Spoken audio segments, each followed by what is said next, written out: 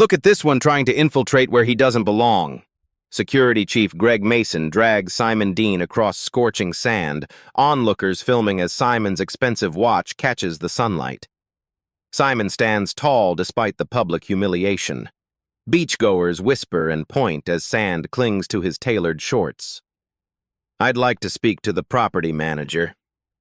Greg's laugh cuts through the air as he exchanges smirks with his team. "You're looking at him, and I decide who stays and who goes. We keep this beach. Exclusive." Simon quietly takes out his phone, fingers moving with practiced precision as he makes a brief call while being escorted toward the parking lot. "I'll be back in 3 hours. Prepare your office," Simon states, voice unnervingly calm. Greg mockingly salutes. "Sure thing, buddy. We'll roll out the red carpet." The morning sun bathes Serenity Shores Resort in golden light as Simon Dean steps from his Bentley. At 45, he moves with quiet confidence, his linen shirt and designer sunglasses understated yet unmistakably premium. He pauses, taking in the sprawling beachfront property with an assessor's eye. Inside the security station, Greg Mason watches through tinted windows. "New arrival at the main entrance," he mutters into his radio. "Looks out of place."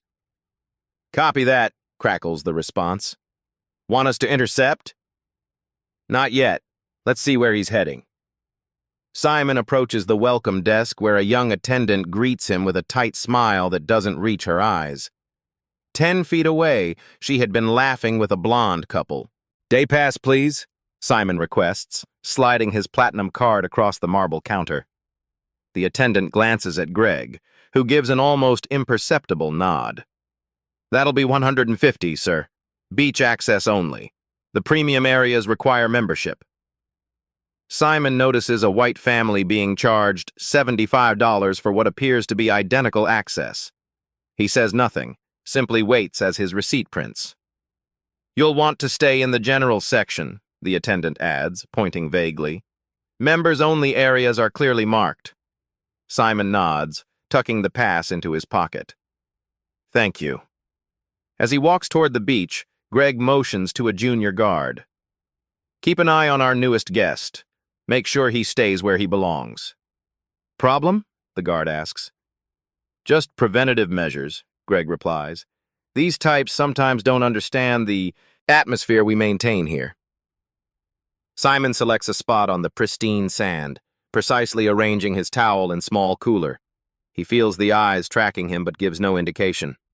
His phone rings and he answers with practiced discretion. "Yes, Janet, I'm on site now. The portfolio review looks promising. All assets appear as described in the prospectus. I'll make my final decision by this afternoon." A couple nearby exchanges glances, then deliberately repositions their chairs to create distance. The woman clutches her designer handbag closer. Simon ends his call, observing the subtle migration happening around him. He makes a note in his phone, then leans back, seemingly at ease despite being at the center of a slowly expanding circle of emptiness on an otherwise crowded beach. Simon's phone vibrates with an email notification. His eyes scan the screen, a brief smile of satisfaction crossing his face as he reviews the document. Subject line: Coastal Holdings Acquisition, Final Approval. He enlarges a section of the PDF, studying property details with focused attention. A shadow falls across his display. The junior security guard hovers uncomfortably close, legs planted in a stance of authority. "Excuse me, sir. I need to verify your beach access credentials." Simon looks up, noting the guard hasn't approached any other guests in the vicinity. "Of course." He produces the day pass purchased 30 minutes earlier. The guard examines it with exaggerated scrutiny. "This is insufficient for this section of the beach." Simon glances around at the unmarked sand. There are no signs indicating restricted areas, and those guests, he gestures to a family 20 feet away, have identical passes. "Our premium beach areas have certain standards," the guard replies, hand moving to his radio. "Perhaps you'd be more comfortable in the public section." "I'm quite comfortable here, thank you," Simon responds evenly. The radio crackles. Is there a problem, Rodney? Greg's voice carries an edge. Possible unauthorized access in Section A, the guard responds. Greg appears within minutes, authority radiating from his squared shoulders.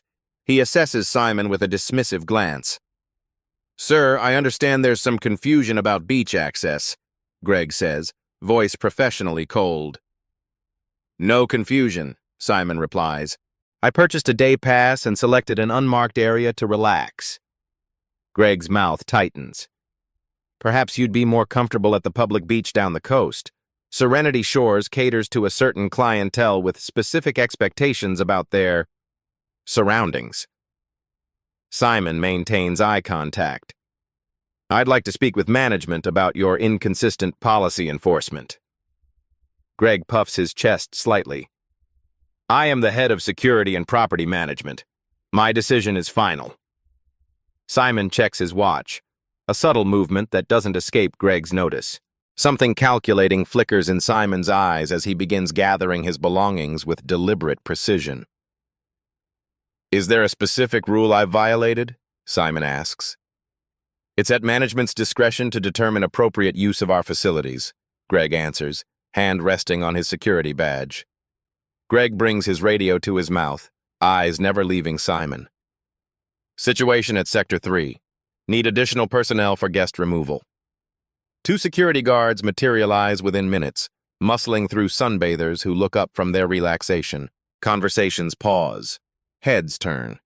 A spectacle forms with Simon at its unwilling center. Is there a specific rule I've violated? Simon repeats, voice steady despite the audience gathering around them. Greg ignores the question, addressing his team instead. Escort this gentleman from the premises. The guards move in synchronized precision, each gripping one of Simon's arms despite his lack of resistance. The sun catches the face of his Patek Philippe watch, a timepiece worth more than the guards' combined monthly salaries. His Tom Ford sunglasses slide slightly as they lift him to his feet. My belongings, Simon says, nodding toward his small cooler and beach bag. We'll have someone bring those to the exit, Greg replies, making no move to ensure it happens. They march Simon through the crowded beach, a walk of shame designed for maximum visibility. Phones emerge from beach bags. Videos begin recording. Simon's face remains impassive, but his eyes register every witness, every angle, every moment of the orchestrated humiliation. This seems unnecessarily public, Simon observes quietly. Should have thought about that before coming where you're not welcome, one guard mutters, just loud enough for nearby guests to hear. A woman in a sun hat rises halfway from her chair. Excuse me, is this really necessary? He wasn't bothering anyone. Greg turned sharply. Ma'am, we handle security concerns based on protocols you're not privy to, unless you'd prefer similar assistance leaving. She sinks back down, eyes averted but clearly uncomfortable. I'd like to speak with the property owner, Simon says as they reach the boardwalk, his leather sandals scraping against the wooden planks. Greg laughs, the sound performing for his audience of guards and gawking guests. Trust me, the owner would back me 100%. We have standards here, very specific standards. They don't slow their pace through the resort's manicured gardens, past families who stop mid-conversation to watch. Children point. A teenager whispers to her mother. Simon is marched through the elegant lobby where just an hour earlier he had been processed as a paying guest. The receptionist who sold him the day pass suddenly becomes intensely focused on her computer screen. At the parking lot, they finally release his arms. Greg steps forward, smoothing his uniform with self-importance. Your belongings will be brought out shortly. Don't return to Serenity Shores, Mr. He pauses, realizing he never asked Simon's name. Dean, Simon supplies. Simon Dean. Mr. Dean, Greg continues. This establishment isn't a good fit for your recreational needs. Simon straightens his shirt, dignity intact despite the forced march. His expression reveals nothing, but his eyes perform calculations, assessments, measurements of the humiliation just endured. He straightens to his full height. "We'll see about that," he says, voice so controlled it barely registers as a threat. Simon slides into the butter-soft leather seat of his Bentley Continental, the door closing with an expensive thud that seals out the world. He straightens his collar, adjusts his tie clip, and allows himself exactly 3 deep breaths, a ritual of composure practiced over decades of high-stakes negotiations. The air conditioning purrs to life as he taps a sequence on his phone. The screen splits to display investment portfolios alongside property holdings, Elevation Capital's latest acquisitions highlighted in blue. Simon Dean, CEO, founder, and strategic investment specialist with over $3 billion in managed assets. Specialization, hospitality industry restructuring. "Janet, activate protocol acquisition," he speaks into the phone. "Yes, Serenity Shores, send the full portfolio to my secure drive immediately." He swipes through documents as the files transfer, studying blueprints and ownership structures with practiced efficiency. Inside the security office, Greg leans against his desk, entertaining his team with an embellished retelling. "You should have seen his face when I told him the owner would back me up." "Did he cause any actual problems?" asks the youngest guard. "Prevention is our policy," Greg replies. "These people get comfortable, next thing you know, the whole atmosphere changes. Management appreciates my proactive approach." Back in the Bentley, Simon initiates another call. "Thomas, remember that pending coastal acquisition we were considering? I need you to confirm if Serenity Shores is part of Coastal Holdings Group." The attorney's voice comes through the speakers. "It's their flagship property. The paperwork was finalized this morning at 9:37 a.m. "Congratulations, Simon, you now own the entire portfolio." Simon's expression doesn't change, but his posture shifts subtly, the stance of a predator who has confirmed its target. "I'm going to need you to prepare termination paperwork and policy violations documentation. And bring the deed, the original, not copies." "Something happen?" Thomas asks. "Let's just say I've completed my due diligence inspection. The management requires immediate restructuring." Simon ends the call, opens his trunk, and removes a garment bag. Within minutes, he transforms from casual beachgoer to corporate executive, charcoal Tom Ford suit, crisp white shirt, subtle platinum cufflinks.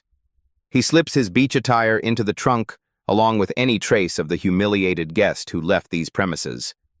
One final call. "Marcus Whitfield, please. Tell him Simon Dean is calling regarding Coastal Holdings leadership transition." A pause. "Yes, I'll hold for the regional director." Simon drives his Bentley to the front entrance of Serenity Shores, where a valet startles at the vehicle's approach. He steps out, briefcase in hand, every inch the billionaire CEO rather than the dismissed beachgoer from hours earlier. At the reception desk, the same attendant from this morning fails to recognize him in his transformed state. "Welcome to Serenity Shores, sir. How may we assist you?" Before Simon can answer, a security guard approaches. "Sir, I believe there's been a mistake. You were asked to leave the premises earlier today."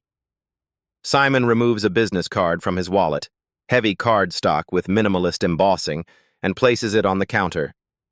"I have an appointment with Regional Director Whitfield. He's expecting me." The guard looks from the card to Simon's face, confusion dawning. "I'll need to verify that with Mr. Mason." "By all means," Simon replies. "I look forward to our reunion." Regional Director Marcus Whitfield's corner office boasts panoramic views of the coastline that established Serenity Shores as a premium destination. The 60-year-old executive rises from behind his mahogany desk as Simon enters, extending his hand with the practiced warmth of corporate hospitality. "Mr. Dean, what an unexpected pleasure. When corporate informed me about the acquisition, I had no idea you'd be visiting personally on day one." Simon accepts the handshake with professional courtesy. "I believe in hands-on assessment, Mr. Whitfield. First impressions matter in this industry." The door opens without a knock.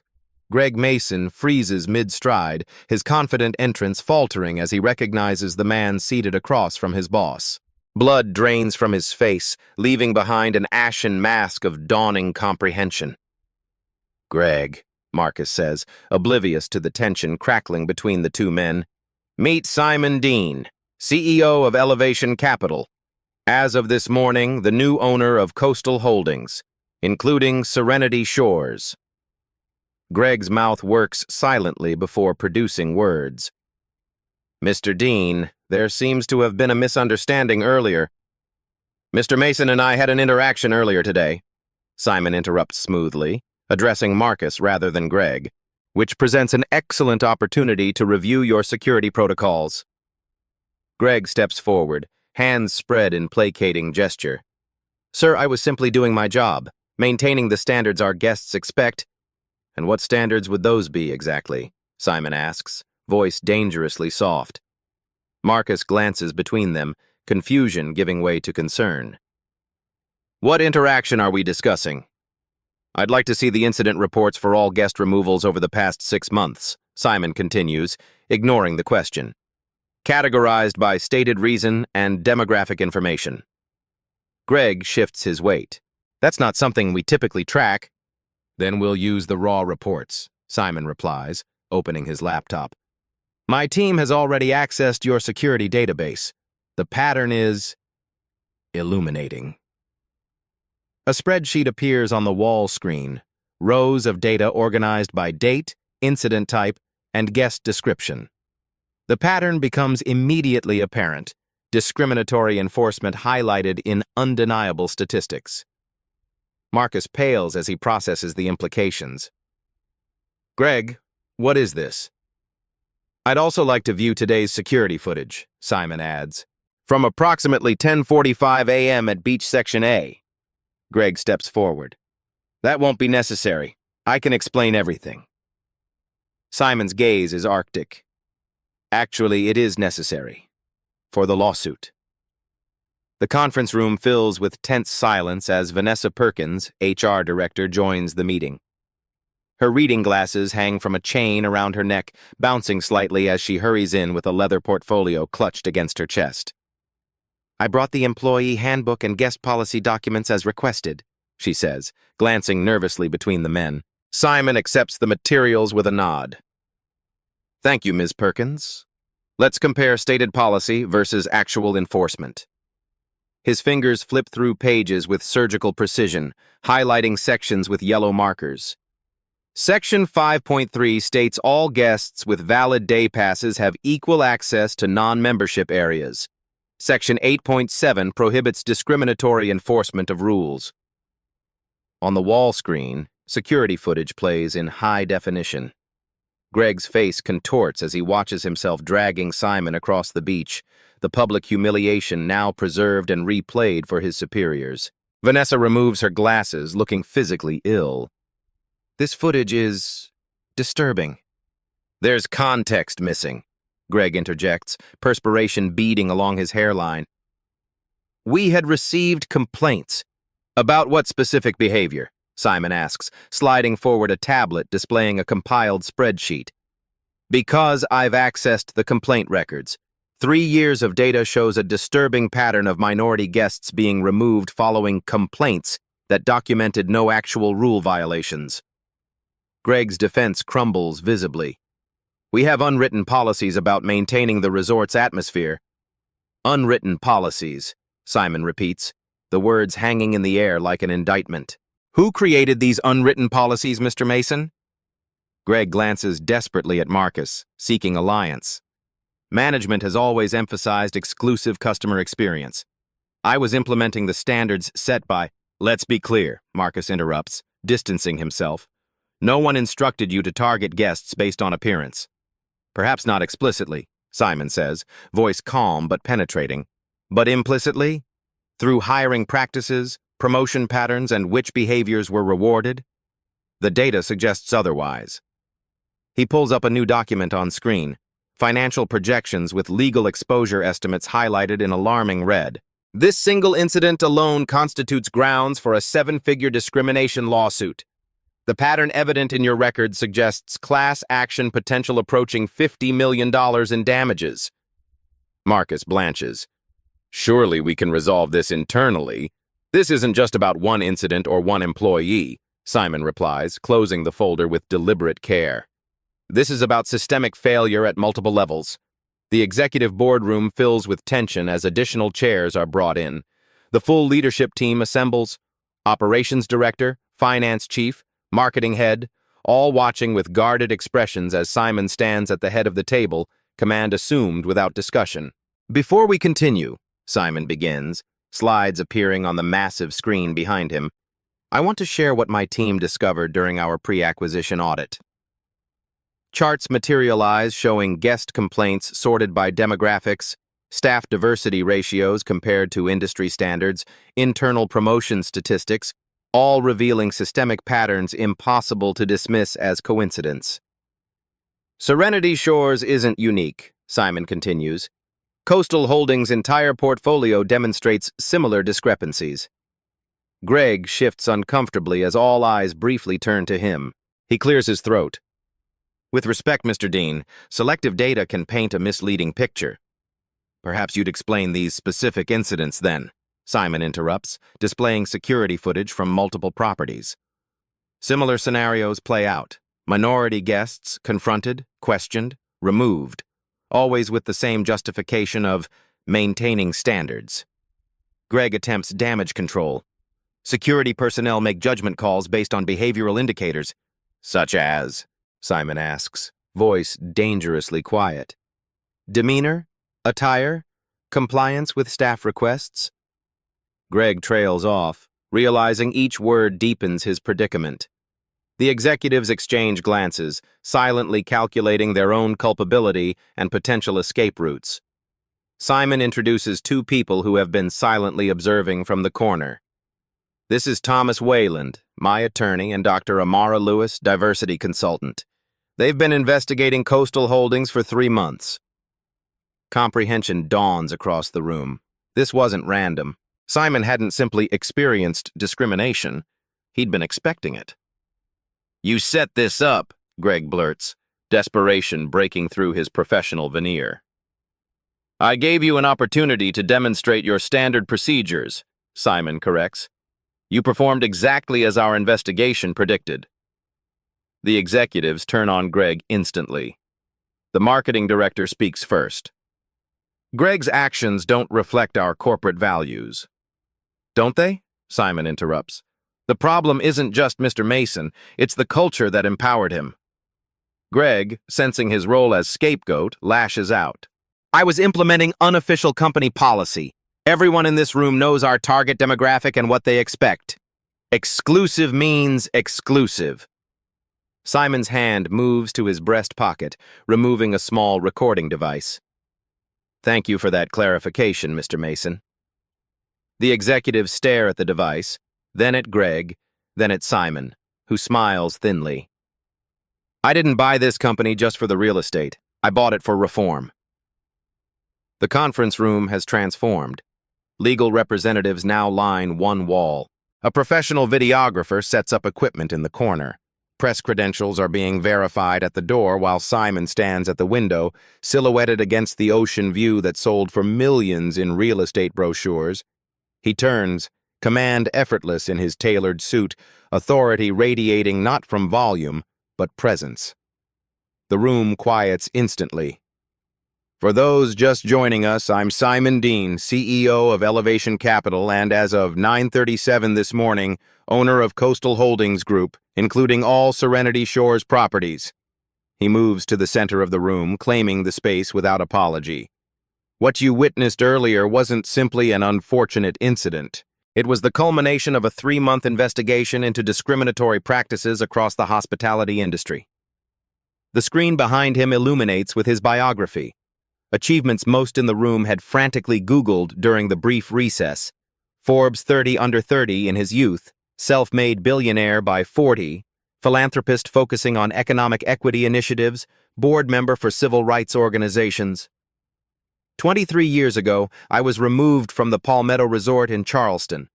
I had recently sold my first tech company, had the financial means to be there, but according to security, I didn't fit the establishment's image. Images appear on screen. a younger Simon being escorted from a different luxury property. That day changed my trajectory. I realized wealth alone wouldn't shield me from discrimination, but ownership, that changes the power dynamic entirely. Understanding dawns across the faces watching him. This wasn't random. This wasn't opportunistic revenge. This was calculated, strategic, and years in development. Elevation Capital doesn't just acquire properties. We transform cultures. Serenity Shores is the fourth hospitality group we've purchased specifically because our audits identified systemic discrimination issues. Video testimonials play briefly, former employees and guests from previously acquired properties speaking about cultural transformations. I don't just buy properties, I buy problems to fix them. Greg Mason slumps in his chair, the realization crushing.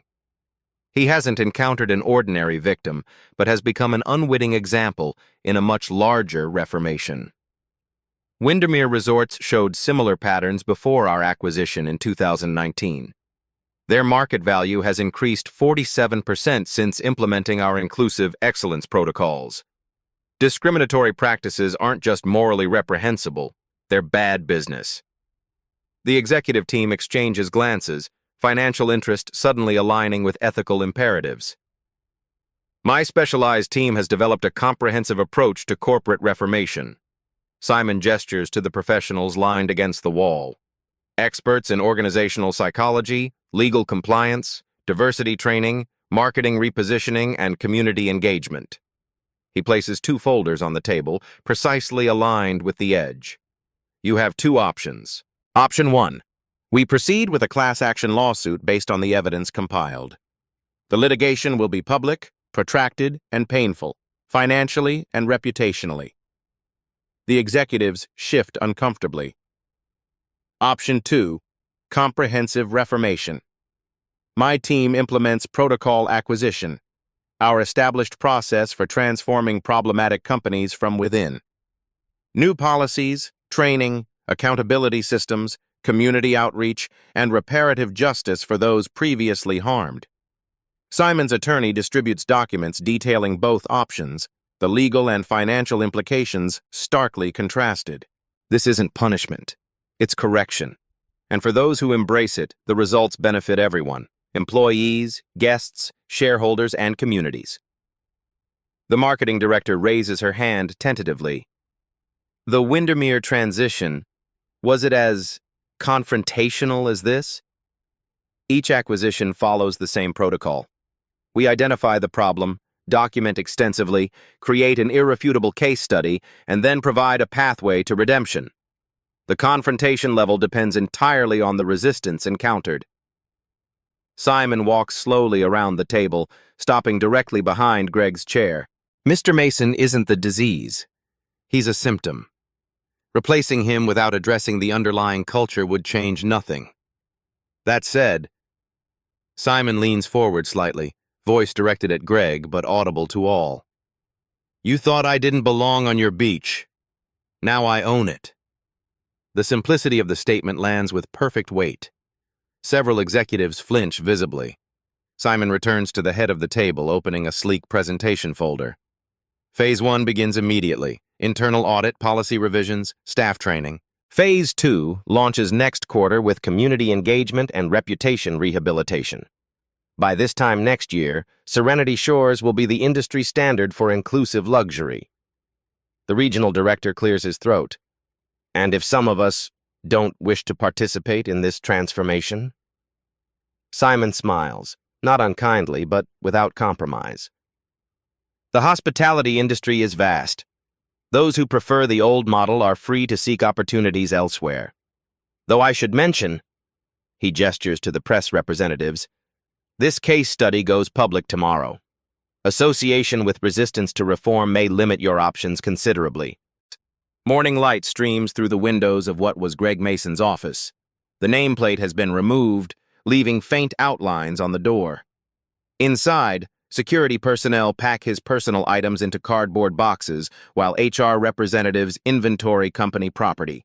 His radio, badge, and keys rest on the desk, symbols of authority now reclaimed. Administrative leave pending full investigation, Vanessa Perkins explains to the security team gathered in the break room. Their faces reflect a mixture of shock, concern, and in some cases, poorly concealed satisfaction. Effective immediately, we'll be reviewing all operational procedures in the interim. Across the resort, legal teams conduct interviews in private rooms.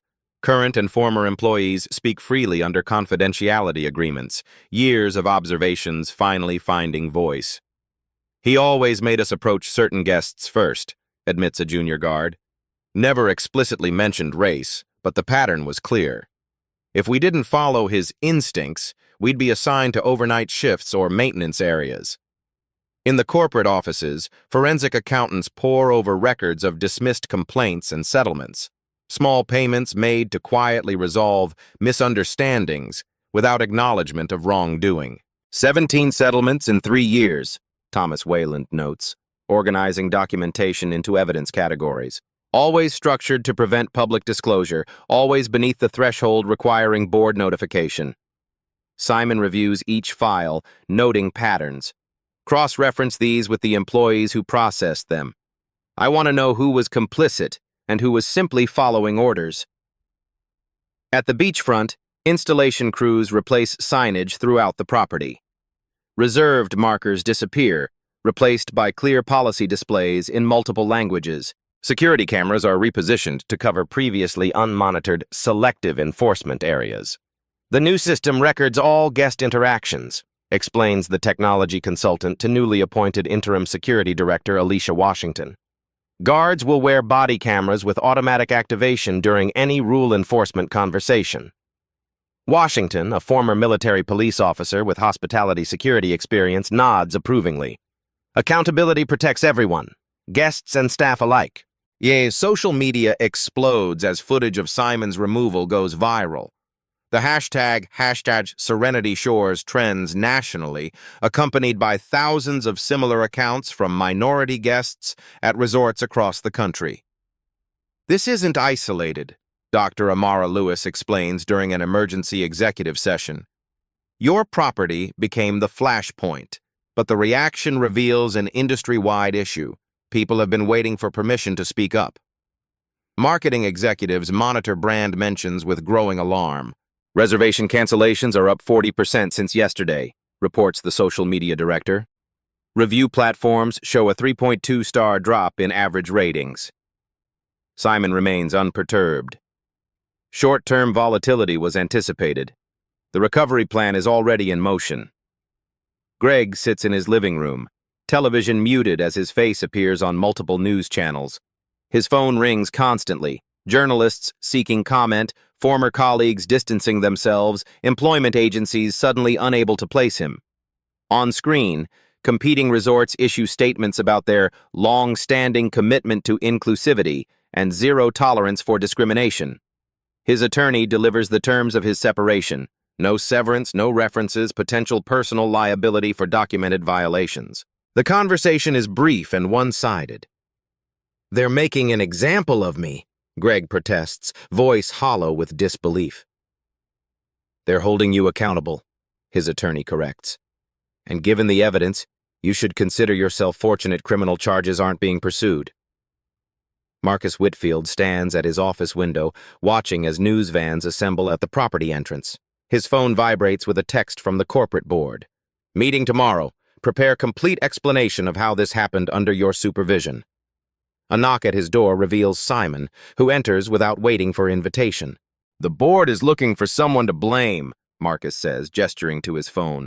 "They'll want a scapegoat beyond Mason." "That would be counterproductive," Simon replies. "I've already communicated that reformation requires acknowledging systemic issues, not isolating convenient targets." Marcus studies him, calculating survival odds. "What exactly do you want from me?" "A choice. Lead the transformation or step aside for someone who will. Your operational knowledge is valuable, but only if coupled with genuine commitment to change." In a quiet corner of the resort restaurant, Simon meets with minority employees who have requested an audience. They speak hesitantly at first, then with increasing confidence as they realize their experiences are being truly heard. "I've been passed over for promotion 4 times. Shares a desk attendant with 10 years service. Always told I needed more seasoning while watching less experienced colleagues advance. A groundskeeper describes strategic scheduling that kept minority staff invisible during peak guest hours. A valet explains the unwritten rules about which guests received premium parking assistance. Simon takes notes personally, asking clarifying questions without judgment. This reformation isn't theoretical for you, it's your daily reality. Your insights will guide our approach. Email servers strain under the volume as former guests contact the resort, some with complaints finally voiced, others with messages of support. A dedicated response team works around the clock, personally addressing each communication. We've established a reparation protocol, explains Simon's customer experience specialist. Guests who experienced discrimination receive formal apologies, full refunds, and premium return stays. The response has been overwhelmingly positive. Marketing teams develop new campaigns emphasizing authentic inclusivity. Not diversity as decoration, the creative director emphasizes, but genuine welcome as our core identity. Industry publications request interviews, hospitality associations convene emergency best practices panels, competing resort groups quietly commission their own internal audits. You've started something that extends far beyond Serenity Shores, Dr. Lewis tells Simon as they review progress reports. The ripple effect is already changing industry standards. Simon nods, neither triumphant nor satisfied but purposefully engaged. Change happens when silence becomes more expensive than reformation. Greg attempts damage control through a carefully worded apology statement drafted by his personal attorney. The language is deliberately vague, acknowledging misunderstandings and communication failures without admitting discriminatory intent. Social media dissects the statement within hours, highlighting phrases typical of non-apologies. His attempt at image rehabilitation backfires spectacularly, cementing public perception of unrepentant prejudice. A former colleague forwards the statement to Simon with a single question. Is this sufficient? Accountability isn't measured by words, Simon replies, but by actions and their consequences. His statement is irrelevant to our path forward. 1 week after the incident, Elevation Capital issues a comprehensive press release detailing the transformation initiative at Serenity Shores. The announcement includes the establishment of a hospitality industry equity fund, offering resources to properties committed to implementing similar reforms. This isn't about punishing one company, Simon explains in the accompanying video statement. It's about elevating an entire industry to serve all guests with equal excellence. Market analysts note Coastal Holdings stock stabilizing after initial decline, then beginning gradual recovery as institutional investors respond positively to the long-term governance improvements. The Dean method, as financial publications dubbed the approach, gains recognition as a model for ethical investment, identifying problematic companies not to destroy them but to transform them from within. Marcus Whitfield makes his decision. In a private meeting with Simon, he acknowledges his role in enabling the discriminatory culture through passive acceptance.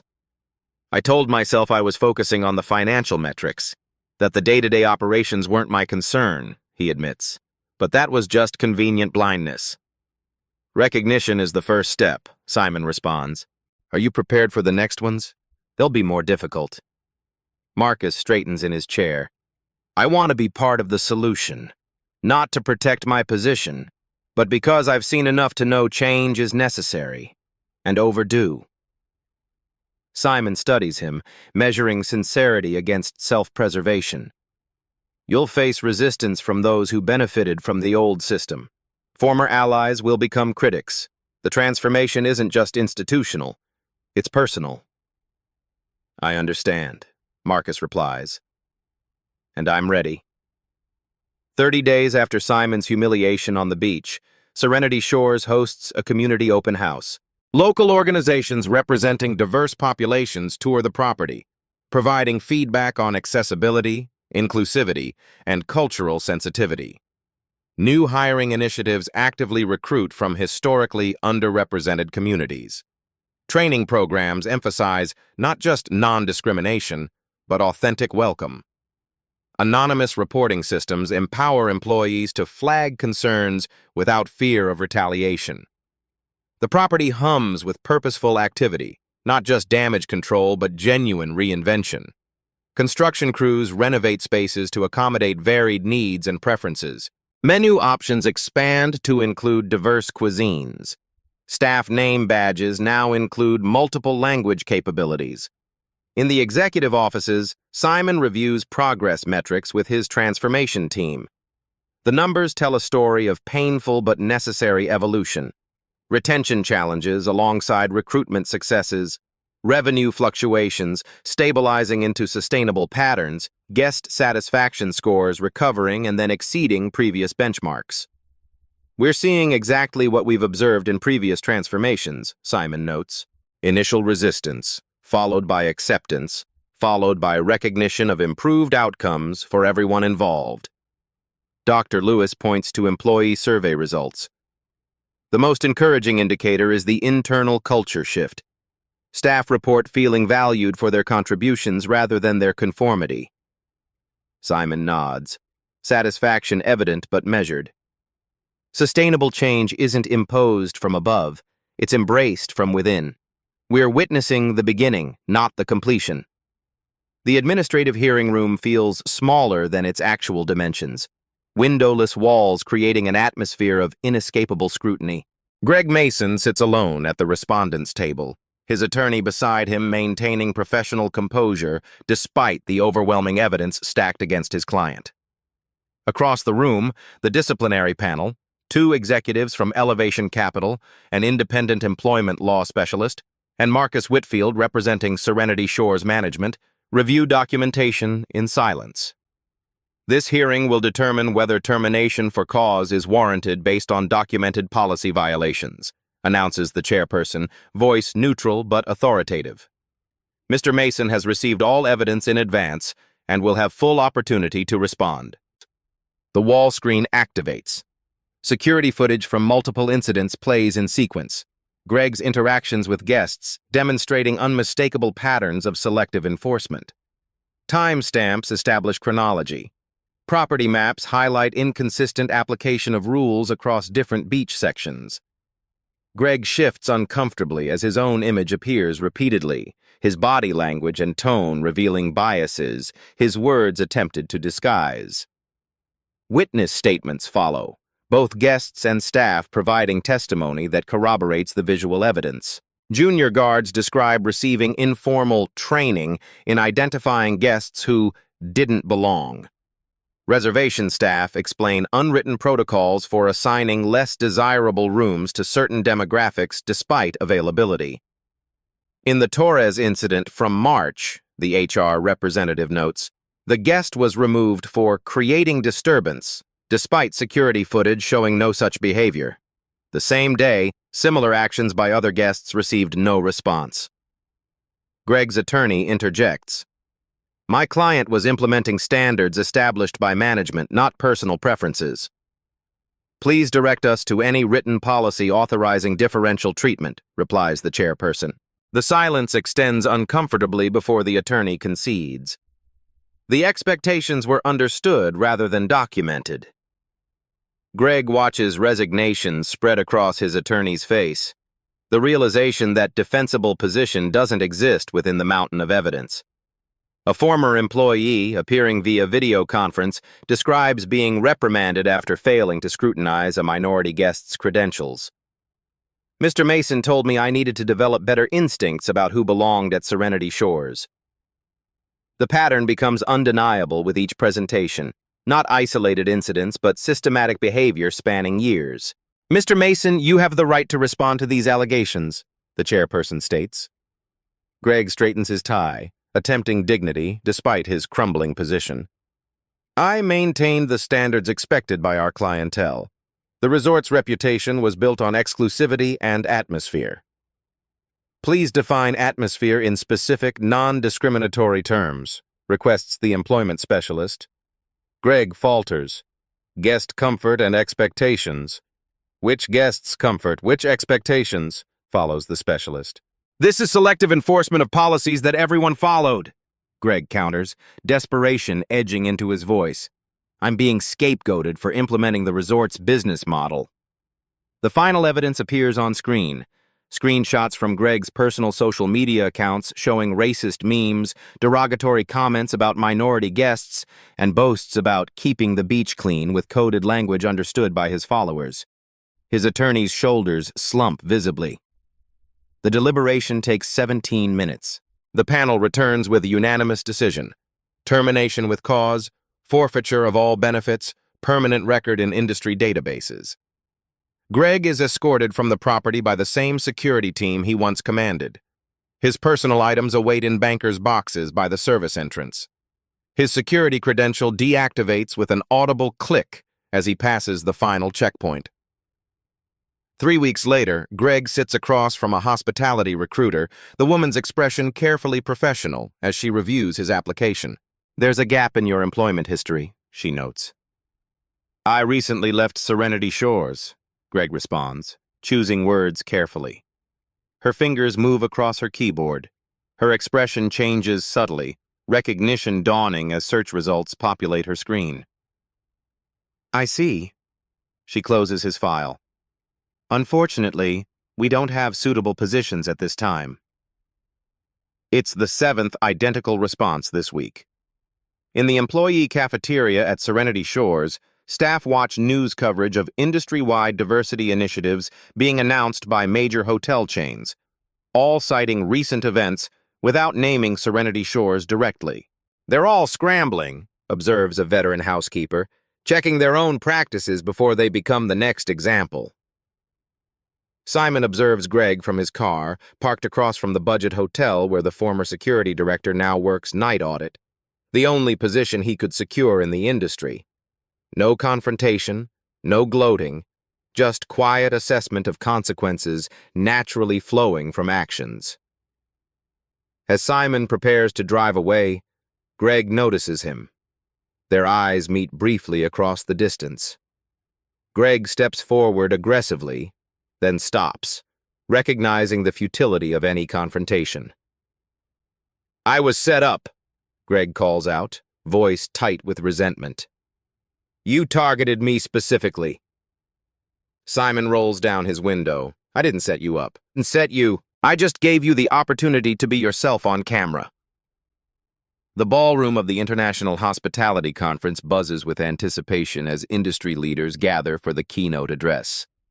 Simon stands at the podium, his presentation titled, Inclusive Excellence, the Business Case for Authentic Welcome. 6 months ago, a single incident at Serenity Shores revealed systemic issues throughout our industry, he begins. Today, I'm sharing measurable outcomes of our transformation initiative. Data slides appear on massive screens, guest satisfaction metrics, revenue comparisons, staff retention statistics, all demonstrating positive trends following implemented changes. Discrimination wasn't just ethically wrong, it was financially unsustainable, Simon continues. Our reformed properties now outperform their previous revenue models by an average of 22%. In the audience, CEOs from competing resort groups take notes, many having already initiated their own internal audits after witnessing Serenity Shores' public transformation. Across the country, training sessions unfold in hotel conference rooms. Elevation Capital's standardized inclusive excellence curriculum, now licensed to 17 major hospitality groups, focuses on practical scenarios rather than theoretical concepts. The difference is measurability, explains Dr. Lewis to facilitators during certification. We're not asking for good intentions. We're requiring verifiable outcomes. Managers role-play challenging situations, practice intervention techniques, and learn to recognize unconscious bias in operational decisions. The emphasis remains on both moral imperatives and business advantages, a dual approach that gains traction even among initially resistant participants. In Serenity Shores' administrative offices, HR processes the latest round of settlement agreements for former guests who experienced discrimination. Each case receives personal attention, financial compensation, and formal acknowledgement of harm caused. The response has been overwhelmingly positive, reports the reconciliation team leader. Most recipients express more appreciation for the acknowledgement than the monetary component. The resort's reputation gradually transforms, negative reviews replaced by accounts of exceptional service and authentic welcome. Reservation rates rebound, then exceed previous peaks as new demographics discover the reimagined experience. Industry publications feature Serenity Shores as a case study in corporate transformation. The Dean method becomes shorthand for comprehensive reformation rather than superficial diversity initiatives. At a prestigious hospitality awards ceremony, Simon declines the Innovative Leadership Award, instead directing recognition toward the implementation team and reformed staff. The real achievement belongs to those who embraced change rather than those who merely mandated it, he explains. On financial news networks, analysts highlight the Serenity effect on hospitality stocks. Companies demonstrating genuine inclusivity commitments, outperforming those maintaining traditional exclusivity models. The market is rewarding reformation, notes a prominent investment advisor. Companies proactively addressing discrimination issues see significantly stronger investor confidence than those waiting for public incidents to force change. In a suburban grocery store, Greg Mason restocks shelves during overnight shift. The position, far removed from hospitality, pays less than half his former salary. A television in the break room features a special report on hospitality industry reforms, Serenity Shores prominently highlighted as the catalyst. Greg turns away, unable to watch the world moving forward without him. Marcus Whitfield leads a regional directors meeting, his presentation showcasing diversity metrics across all properties in the portfolio. The transformation in his leadership approach is evident, confidence now stemming from ethical clarity rather than hierarchical authority. Our competitive advantage isn't our facilities, he explains to his team. It's our commitment to serving every guest with equal excellence. Statistical graphs display across Serenity Shores' executive dashboard. Demographic diversity among both guests and staff steadily increasing, guest satisfaction scores at historic highs, positive mentions on social media platforms showing exponential growth. The property, once known for exclusivity, now markets itself as luxury for all, its beaches and amenities filled with diverse guests experiencing genuine welcome. 1 year after being escorted from Serenity Shores Beach, Simon reclines on the same stretch of sand. The resort buzzes with activity around him. Families of various backgrounds enjoying the pristine shoreline, staff moving with attentive efficiency among all guests without discriminatory patterns. Alicia Washington, now permanently appointed as security director, approaches with professional courtesy. Her uniform bears the new Serenity Shores emblem, a stylized wave embracing diverse elements. "Everything to your satisfaction, Mr. Dean?" she asks. Not because he owns the property, but because this question is now standard for all guests. "Perfect, thank you," Simon responds. "How's the new reporting system working?" Incident reports down 78% year over year. Guest satisfaction up 34%. She smiles. Turns out treating everyone with equal respect solves most security issues before they begin. Simon nods, satisfaction evident in his relaxed posture. He observes a young security guard assisting an elderly black couple with beach chairs, the same service now provided consistently to all guests requiring assistance. A woman settles her towel nearby, recognition flickering across her features. "I was here that day," she says after a moment. "When they—" She trails off, gesturing vaguely toward the boardwalk. "When I was removed from the beach," Simon completes matter-of-factly. "You were the guest who tried to intervene," he adds, recalling her hesitant attempt to question his treatment. She nods, embarrassment evident. "I should have done more." "You did something," Simon acknowledges. "Most remained silent. Change requires both bold action and small gestures of conscience." Later that afternoon, Simon joins Marcus Whitfield for the dedication ceremony of the newly renamed Justice Cove, the beach section formerly designated for premium guests, now bearing a plaque honoring civil rights pioneers in the hospitality industry. Our occupancy rates have never been higher, Marcus notes, watching diverse guests mingle throughout the property.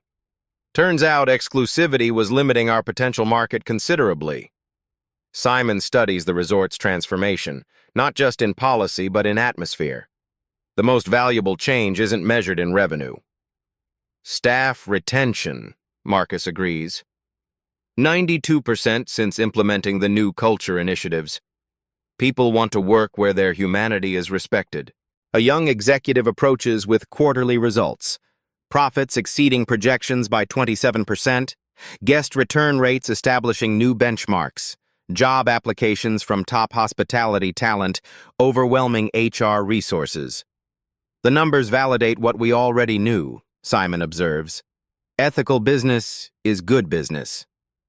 As evening approaches, Simon reads a letter delivered to his suite, handwritten on personal stationery rather than corporate letterhead.